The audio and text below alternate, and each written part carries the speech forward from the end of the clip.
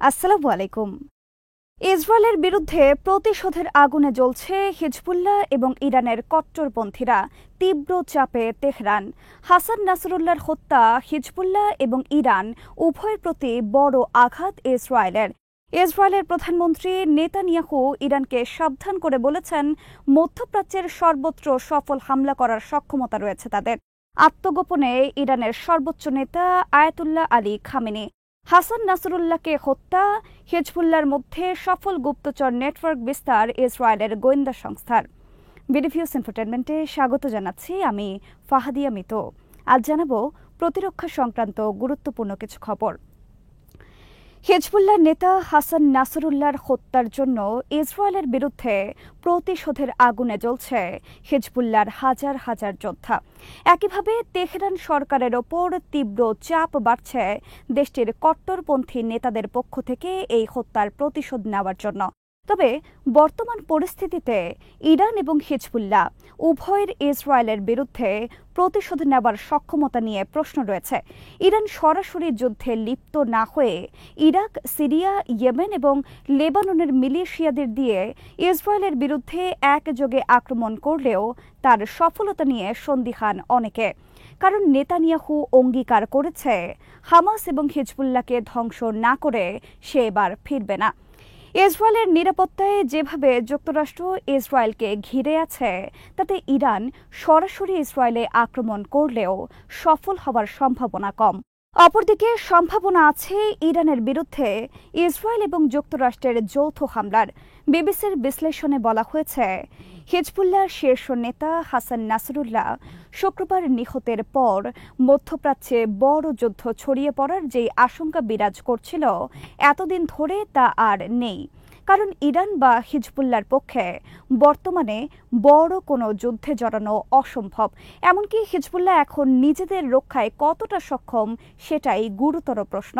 ইসরায়েলের বর্তমান লক্ষ্য হিজবুল্লাহর অবশিষ্ট শক্তি ধ্বংস করা, বিশেষ করে তাদের মিসাইল মজুদ। বিমান হামলার পর্ব শেষ হলেই ইসরায়েল প্রবেশ করতে পারে লেবাননের স্থল অভিযানে দখলে নেবে লেবাননের দক্ষিণাংশ। প্রকাশিত খবর অনুযায়ী ইসরায়েল কোনো অবস্থাতেই হামাস বা হিজবুল্লাহর সাথে এখন কোনো যুদ্ধবিরতি চুক্তি করবে না। হামাস ও হিজবুল্লাহ উভয় সংস্থার শীর্ষ নেতাদের হত্যার পর ইসরায়েল মনে করে তাদের অন্যতম এই দুই শত্রু বর্তমানে সবচেয়ে দুর্বল অবস্থায় রয়েছে।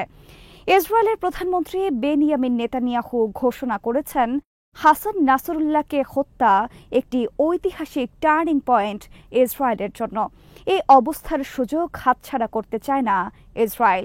এদিকে হাসান নাসরুল্লাহকে হত্যার বিষয়ে ইরানের সম্ভাব্য হামলা বিষয়ে ইরানকে কঠোর ভাষায় হুঁশিয়ার করেছেন ইসরায়েলের প্রধানমন্ত্রী নেতানিয়াহু।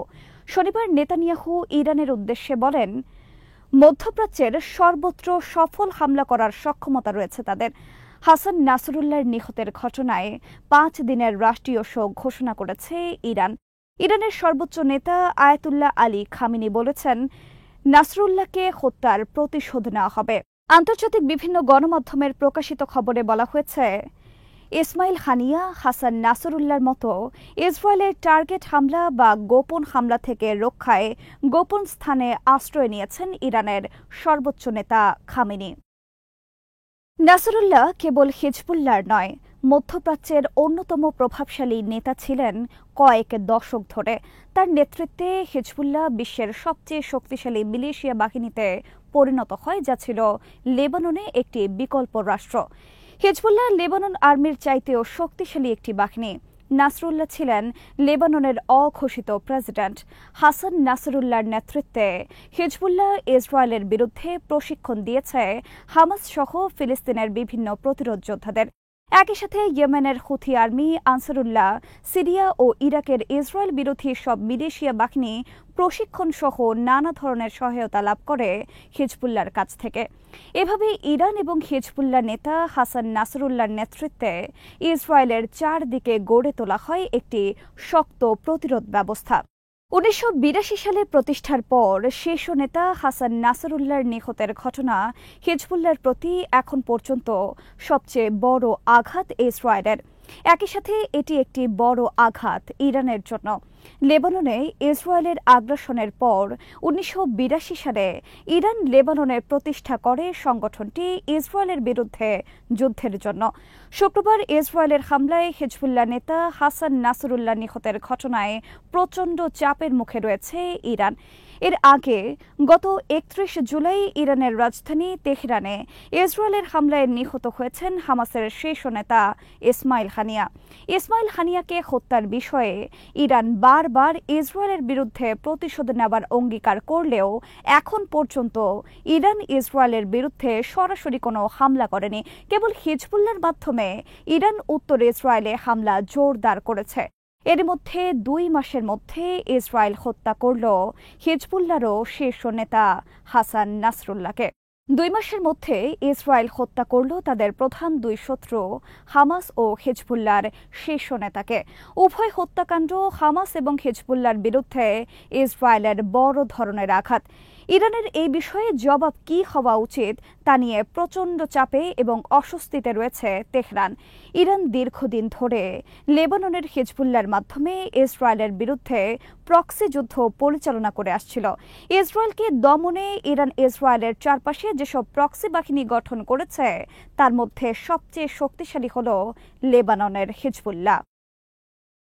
গত ৪০ বছর ধরে ইরান হিজবুল্লাহর মাধ্যমে ইসরায়েলের নিরাপত্তার জন্য বড় ধরনের চ্যালেঞ্জ হিসেবে বিরাজমান।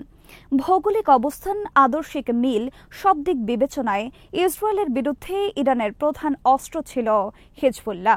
হামাস সুন্নিদের সংগঠন হলেও গত কয়েক বছর ধরে হামাসকেও ইসরায়েলের বিরুদ্ধে সহায়তা করে আসছিল ইরান। কিন্তু ইসরায়েলের বিরুদ্ধে ইরানের সবচেয়ে বড় ২ প্রক্সি বাহিনীর শীর্ষ নেতারা একের পর এক ইসরায়েলের হামলায় নিহত হওয়া ইরানের প্রতি ইসরায়েলের বড় আঘাত হিসেবে আবির্ভূত হয়েছে। ইরান এসব হত্যার প্রতিশোধ নেওয়ার অঙ্গীকার করলেও অনেকটা নীরব থাকতে বাধ্য হচ্ছে। কারণ গাজা যুদ্ধের কারণে ইরান বা অন্য কোনো দেশ যেন ইসরায়েলের বিরুদ্ধে কোনো হামলা করতে না পারে, সেজন্য ইসরায়েলের প্রধান পৃষ্ঠপোষক যুক্তরাষ্ট্র ৪ দিক থেকে ঘিরে রেখেছে বিশাল সমরসজ্জা নিয়ে।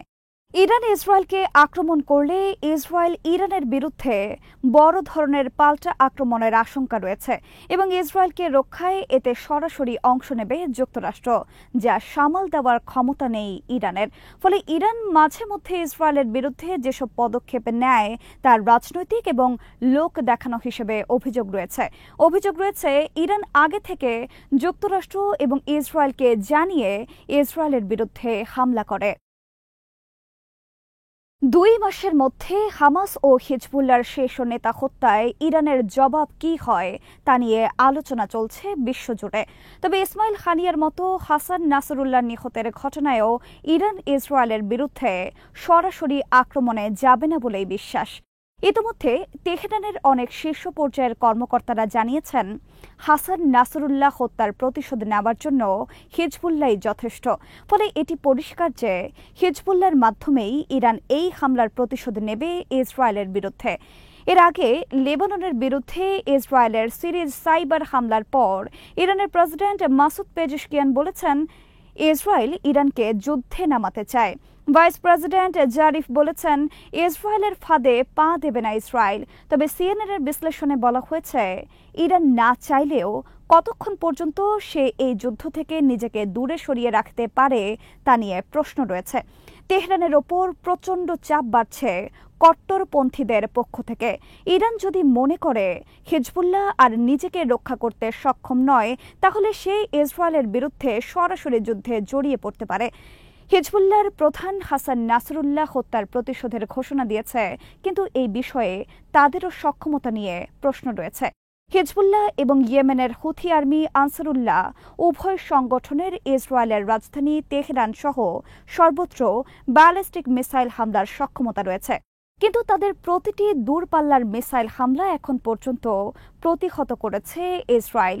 সম্প্রতি হিজবুল্লাহ এবং হুথি উভয় সংগঠন তেহরানে ব্যালিস্টিক মিসাইল হামলা চালায়, তবে তা আক্রমণের আগেই আকাশে প্রতিহত করেছে ইসরায়েলের এয়ার ডিফেন্স সিস্টেম। এই প্রেক্ষিতে ইসরায়েলের বিরুদ্ধে এসব হামলা মানে সম্পদের অপচয় ছাড়া আর কিছু নয় বলে মনে করেন অনেকে।